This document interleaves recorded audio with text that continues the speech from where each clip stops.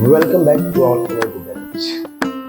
आज इस वीडियो के माध्यम से हम लोग गति के समीकरणों की व्याख्या करेंगे।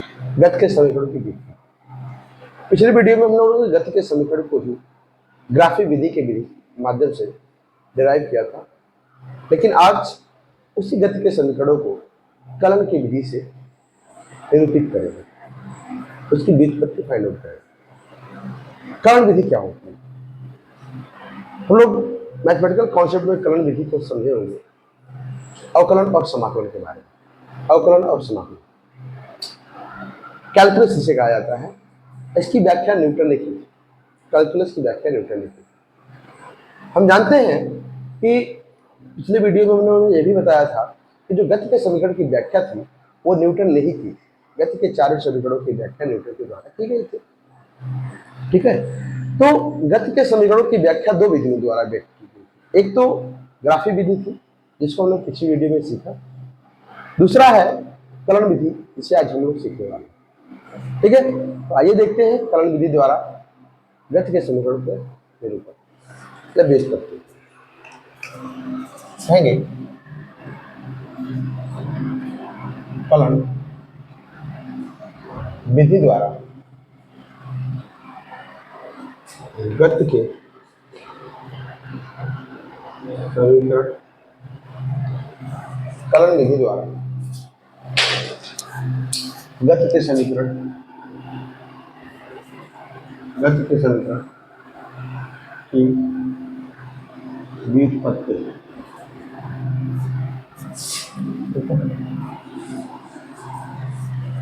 कहेंगे डेरिवेशन ऑफ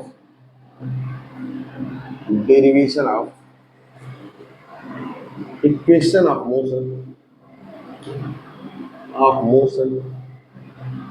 using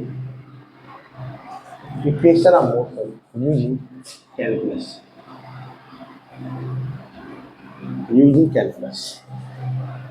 मतलब कैलकुलस का उपयोग करके हम लोग गति के समीकरणों की व्याख्या करने है ना।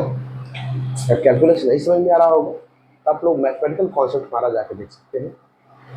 गणितीय रूप, गणितीय भौतिकी की जो वीडियो है इसी चैनल पर हमारी पड़ी हुई है, आप उसे जाके एक बार देख सकते हैं, जिसमें आपको बहुत अच्छे समझ में आएगी। ठीक है, तो आइए देखते हैं। पहले फर्स्ट कहेंगे गति का प्रथम स्वरूप। गति का प्रथम समीकरण, गति के प्रथम समीकरण को देखेंगे। गति का प्रथम समीकरण हमारा होता है v बराबर होता है u। इसे ही हम लोग डिराइव करेंगे इसके माध्यम से। देखिए, कहेंगे हम जानते त्वरण e बराबर वेग परिवर्तन बटे में समयांतराल। अगर हम कहें, इसकी परिभाषा भी लिख सकते हैं, समय के साथ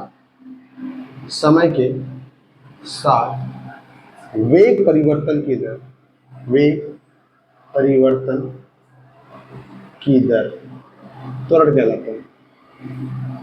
त्वरण कहलाता है। ये इसकी परिभाषा होती है। देखिए, ठीक है, तो कह देंगे ए बराबर, इधर लिखते हैं थोड़ा सा, वेक्टर ए बराबर कितना हो जाएगा, वेग परिवर्तन कितना है, मान लेते हैं डीवी है, डीवी अपॉन dt। सब इसे निरूपित कर सकते हैं।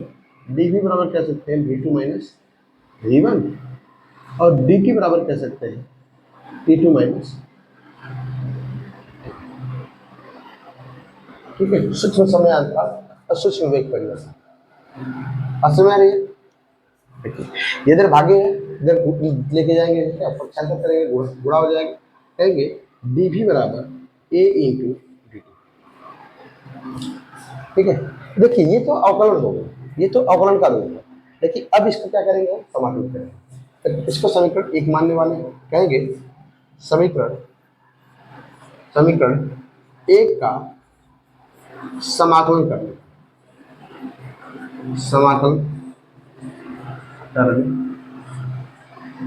समीकरण एक का समाकलन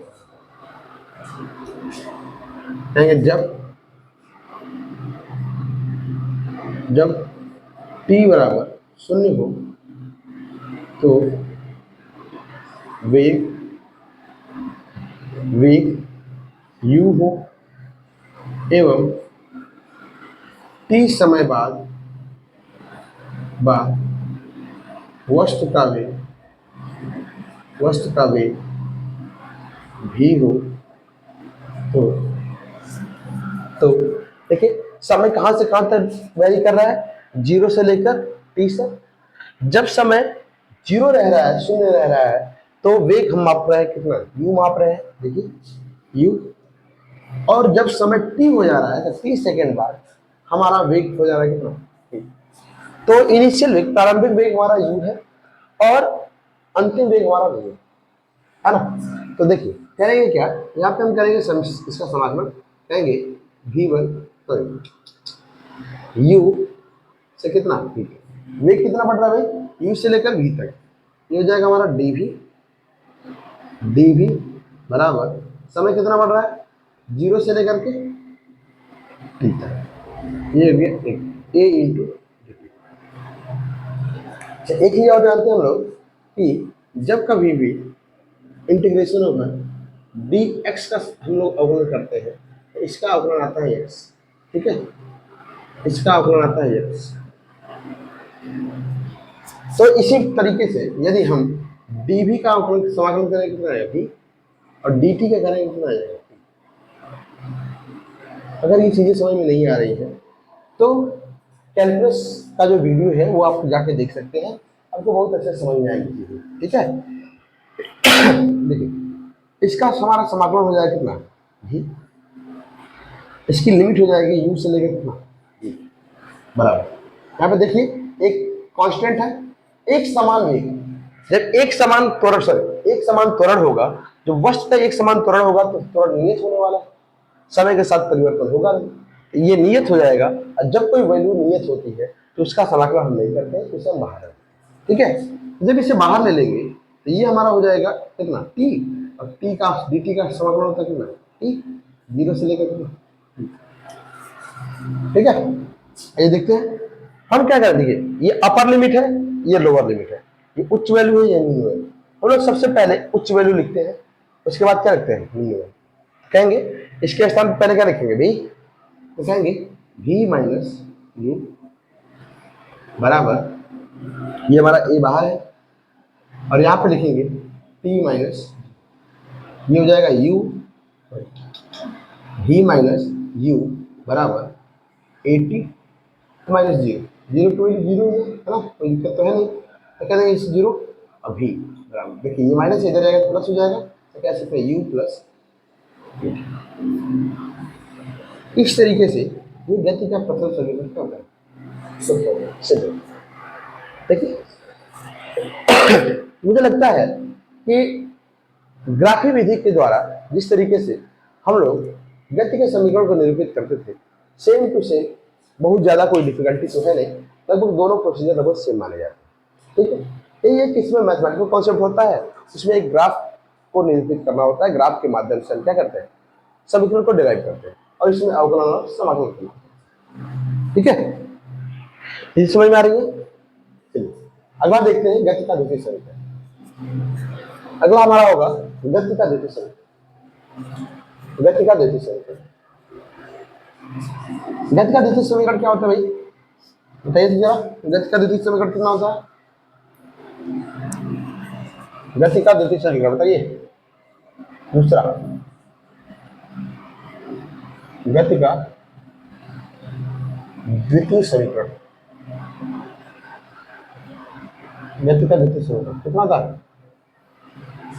कितना था बताइए। यस बराबर ut plus half at square, half at square, ये होता है ना। तो इसके लिए हम लिखेंगे, चलो इसके लिए हम लिखेंगे, कहेंगे इसके लिए हम लोग कहेंगे हम जानते हैं या फिर परिभाषा लिख लीजिए इसकी, समय के साथ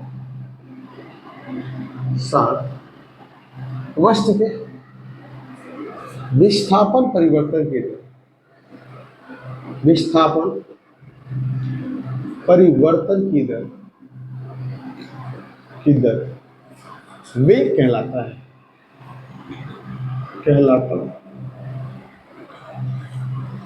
वेग कहलाता है। ठीक है, विस्थापन मान लीजिए कि अगर विस्थापन s2 माइनस टेन हो, s1 ये विस्थापन हम कितना लिख देंगे ds, समयांतराल dt बराबर लिख सकते हैं t2 माइनस।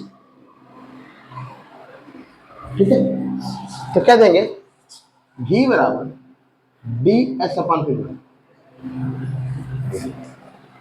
ds अपान वेग परिवर्तन की दर क्या कहलाए, त्वरण कहलाए। ठीक है, वेग परिवर्तन की दर त्वरण कहलाए। ठीक है, इसे इधर ले जाएंगे, पक्षांतर करेंगे, क्या हो जाएगा भागे इधर गुणा हो जाएगा, ये हो जाएगा ds बराबर v इंटू कितना, कहेंगे हम गति से चूंकि गति के प्रथम समीकरण से, गति का प्रथम समीकरण क्या है v बराबर u प्लस ए टी, तो हम लोग v बराबर u प्लस ए टी लिख सकते हैं। तो कहेंगे ds बराबर u plus A T into D, समझ आ रही, कहेंगे दोनों पक्षों का क्या कहते पर समाकलन करने, दोनों पक्षों का समाकलन करने पर कहेंगे जब वस्तु का समय t बराबर 0 हो तो विस्थापन 0 हो एवं t समय बाद विस्थापन यस हो ना, यस।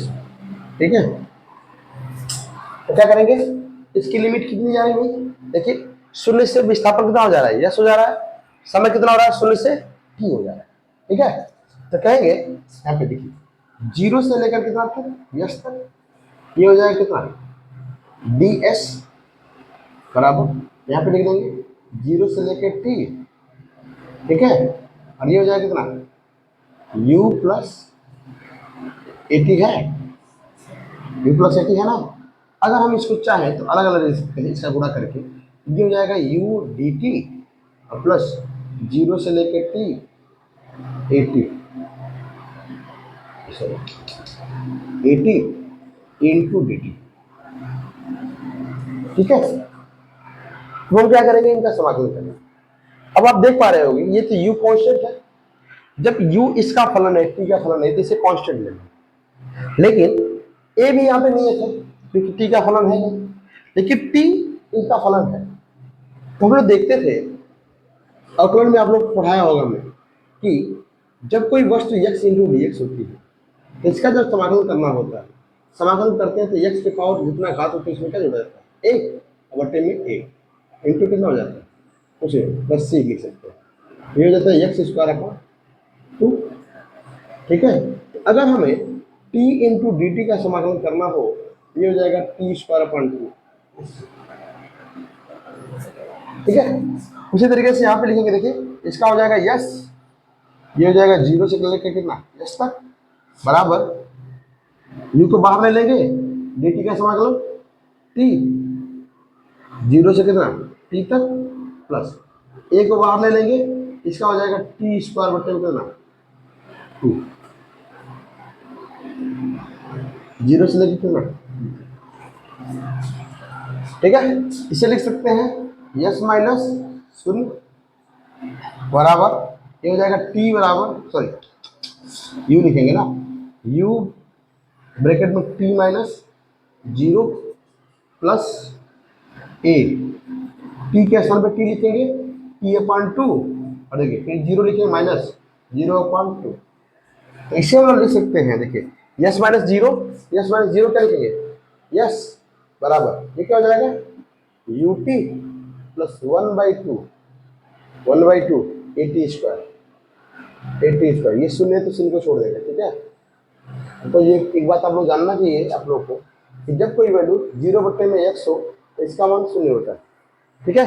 लेकिन जब कोई वैल्यू x/0 हो तो इसका मान कितना होता है, अनंत होता है। बात समझ आ रही है? कोई डाउट है? कोई डाउट नहीं। लिख पा रहे हैं आप चीजें को, समझ पा रहे हैं कैसे है ना? 1/1 इसे नोट कर सकते हैं, ठीक है। चलिए देखते हैं दूसरा, गति का तृतीय समीकरण। अगला हमारा अगले टॉपिक होगी गति का तृतीय समीकरण। गति का तृतीय समीकरण, तृतीय समीकरण क्या होता है? पिछली वीडियो में मैंने बताया था ग्राफ के माध्यम से, बताइए जरा गति का तृतीय समीकरण क्या होता है? गति का तृतीय समीकरण क्या होता है बताइए, याद आ रहा है? नहीं याद आ रहा है। गति का तृतीय समीकरण की व्याख्या हम उन्होंने की थी, कहेंगे तीसरा गति का तृतीय समीकरण, तृतीय समीकरण। गति के तीसरे समीकरण की व्याख्या थी, इससे हम लोग लिखते थे v² = u² + 2as। इससे हम लोग कहते थे वेग विस्थापन समय, तो विस्थापन वेग, ठीक है। यहाँ पर भी सेम टू सेम लिखने वाले हैं। हम लोग जानते हैं, अभी हमने पीछे बताया है कि वेग परिवर्तन की दर क्या कहलाता है, त्वरण कहलाता है, ठीक है। तो क्या लेंगे, हम जानते हैं यहाँ पर परिभाषा लिखने की जरूरत नहीं, क्योंकि हम लोग परिभाषा पीछे लिख सकते हैं, ठीक है। इसलिए हमने यहाँ पे नहीं लिख रहे हैं। v बराबर कितना कह लेंगे, a बराबर dv/, वेग परिवर्तन की दर क्या कहलाता है, ठीक है। अच्छा, एक चीज में थोड़ा सा परिवर्तन करने वाले हम लोग, अगर मान लीजिए कि हम इसमें ds से गुणा कर दें, ds से भाग दें, कोई दिक्कत है? कोई दिक्कत नहीं, क्योंकि इसका मान तो एक होने वाला है, एक से किसी संख्या में गुणा कर देंगे तो उसके मान में कोई परिवर्तन नहीं। ए बराबर लिखेंगे dv अपन कितना, इसको यहाँ पे लिखेंगे ds इंटू कितना हो जाएगा, ds/, ठीक है। और एक चीज हम लोग जानते हैं, विस्थापन परिवर्तन की दर वेग कहलाता है, ds/, इसके स्थान पर रख दें कितना, v, ये हो जाएगा a इंटू ए बराबर, इसका v लिखेंगे तो v इंटू कितना हो जाएगा, dv इंटू ds को इधर लेके जाएंगे, इधर भागे इधर जाएगा, क्या जाएगा गुणे, ये हो जाएगा a इंटू ds बराबर v इंटू dv, हो गया। इसी हो गई, इसको इधर के v इंटू dv का लीजिए और ये के लिए a इंटू ds, ठीक है। तो कहेंगे दोनों पक्षों का समाकलन करने पर जब t बराबर कितना 0 हो तो वेग कितना हो, u, विस्थापन कितना हो, विस्थापन 0 हो, समय कितना हो, t, समय जब t हो तो वेग कितना भाई, वेग हमारा हो जाए v, विस्थापन कितना हो, विस्थापन कितना, यस, ठीक है। तो देखिए समय कितना कहाँ वैरी करेगा, 0 से t तक, वेग में परिवर्तन v से u और विस्थापन में 0 से s। तो यहाँ पे हमारी दो चीजें दी गई, क्या है, एक वेग है और एक क्या है, एक वेग है और विस्थापन। समय यहाँ पे ये नहीं है, तो हम लोग जो लिमिट लेने वाले हैं, वेग के लिए लेंगे u से लेकर v तक और विस्थापन के लिए लेंगे 0 से लेकर s तक, ठीक है। देखिए कहेंगे इंटीग्रेशन ओवर 0 से लेकर u से लेकर कितना v तक, v इंटू dv बराबर इंटीग्रेशन ओवर 0 से लेकर s a इंटू dv। और अभी हम लोगों ने पढ़ा है जस्ट पीछे कि जब कोई वस्तु x इंटू dx होती है तो इसका हम लोग लेते हैं एक्स स्क्वायर अपॉन 2। तो अगर यहाँ पे हम डिफरेंशियल की इंटीग्रेशन की बात करें समाकलन में, तो v इंटू डी वी है, इससे हम लिख सकते हैं कितना, वी स्क्वायर अपॉन 2। इसका समाकलन हो जाएगा, होगा ना, क्या कहेंगे, इसका हो जाएगा वी स्क्वायर अपॉन कितना 2, कितना, कहाँ से लेकर कहाँ लेकर, वी से लेकर कहाँ, सॉरी यू से लेकर कहाँ तक, ठीक है, बराबर क्या करने वाले हैं, यहाँ पे हो जाएगा, ठीक है, ए को बाहर कर लेंगे, समाकलन हमारा हो जाएगा डी एस का, यस हो जाएगा ना, पीछे में वो पड़ा है, लिमिट हम रख देंगे 0 से लेकर के, ठीक है। तो कहेंगे लिमिट रखेंगे पहले अपर लिमिट वी स्क्वायर अपन कितना 2 माइनस, अब यहाँ पे लिखेंगे यू स्क्वायर, देखिए वी के स्थान पे क्या रखेंगे यू स्क्वायर अपन 2, यहाँ पे हो जाएगा ए एस माइनस, ठीक है, देखिए ये इधर इधर 2 दोनों जुड़े हैं, 1/2 को बाहर ले लेंगे, V square minus U square, ऐसे ले लेंगे ए एस, या V square minus U square, इधर भाग गुणे हैं ना, इधर जाएगा तो सॉरी ये 2 भागे है, इधर जाएगा तो गुणे हो जाएगा, ये हो जाएगा 2as, ठीक है, पक्षांतर कर देंगे, माइनस है तो प्लस हो जाएगा, तो वी स्क्वायर बराबर इधर मिलने वाला है यू स्क्वायर प्लस 2as। गति का तृतीय समीकरण यही हमारा था, ये देखिए कैसे, और ये भी गति का तृतीय समीकरण, ये दोनों समीकरण से हमने इसकी व्युत्पत्ति कर दी, इसका उत्थान कर, ठीक है, कैसे इसके मान आते हैं कलन विधि द्वारा, इसको हम लोगों ने सीख लिया, ठीक है। तो मुझे आशा है कि आपको 1 by 1 सारी चीजें समझ में आ रही है ना, इसे लिख लीजिए, लिख लीजिए, ठीक है। अगला हम लोग देखते हैं गति का जो चतुर्थ समीकरण होता है, 3 ही समीकरण होते हैं वास्तव में, लेकिन चौथा समीकरण जो होता है वो 3 सेकंड में चली गई दूरी है ना, गति के दूसरे समीकरण पर ही आधारित होता है, जिससे हम लोग अभी देखेंगे, इसको भी देख लेंगे, ठीक है, जस्ट उसे भी देख लेते हैं।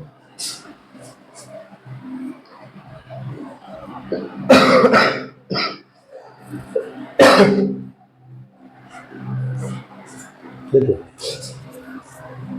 तीसरा सॉरी चौथा लेंगे हम लोग, कहेंगे टी वे सेकंड में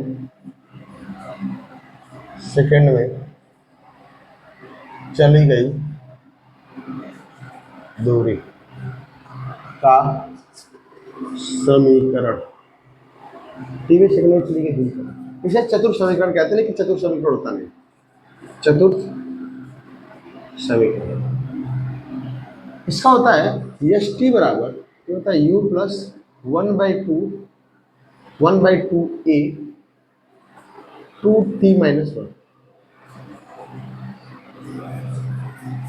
2t माइनस 1, ठीक है। इसको हम निरूपित करेंगे, कहेंगे हम जानते हैं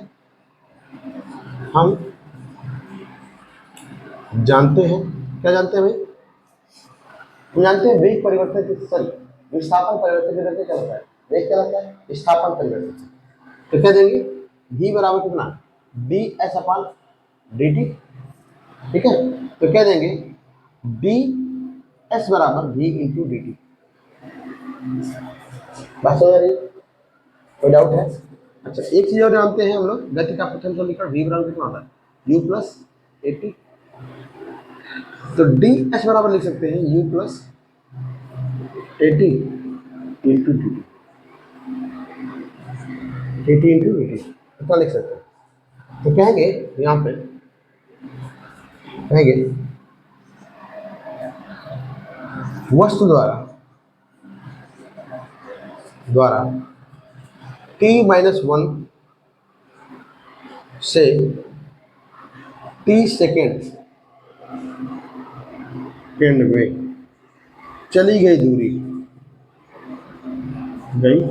दूरी यश की हो तो विस्थापन कहाँ से होगा, 0 से लेकर के एस टी तक, क्या देंगे 0 से लेकर कितना एस टी तक, ये हो जाएगा ds बराबर, इसको हम लोग अलग अलग कर लेंगे, लिमिट हमारी हो जाएगी t-1 से लेकर कहाँ तक t तक, ठीक है, t-1 से लेकर कहाँ तक t तक, कहेंगे D you into D T plus यहाँ पे हो जाएगा t-1 से लेकर टी तक ए इंटू टी इंटू बी। समझ आ रही है? कोई दिक्कत है? ठीक है, यहाँ पे जब हम डी एस का समाकलन करेंगे तो ये हो जाएगा कितना, यस यहाँ पे लेंगे 0 से लेकर एच टी को सफिक्स में लिखते हैं। यहाँ पे u को हम बाहर निकालेंगे, जब u को बाहर निकाल लेंगे तो इसका हो जाएगा dt, और dt का समाकलन कितना होता है t, तो क्या देंगे t बराबर t माइनस 1 इंटू टी। यहाँ पे हो जाएगा कितना u और प्लस ये होने वाला है, a को बाहर निकाल लेंगे और t का समाकलन हो जाएगा टी स्क्वायर अपन कितना 2, ऐसे लिख देंगे t माइनस 1 से लेकर कहाँ मान रखिए। ठीक है, ये हो जाएगा एस टी माइनस 0, ये हो जाएगा u, पहले लिखेंगे t, तो t के स्थान पर t ही रहेगा और माइनस क्या हो जाएगा t के स्थान पर t माइनस 1, ये जाएगा t माइनस, ब्रैकेट में लिखेंगे क्योंकि माइनस है ना, प्लस ये हो जाएगा a। देखिए यहाँ पे पहले t लिखेंगे तो ये हो जाएगा t स्क्वायर अपॉन 2 अब माइनस ये हो जाएगा t के स्थान पर t माइनस 1, तो t माइनस 1 का होल स्क्वायर बटे।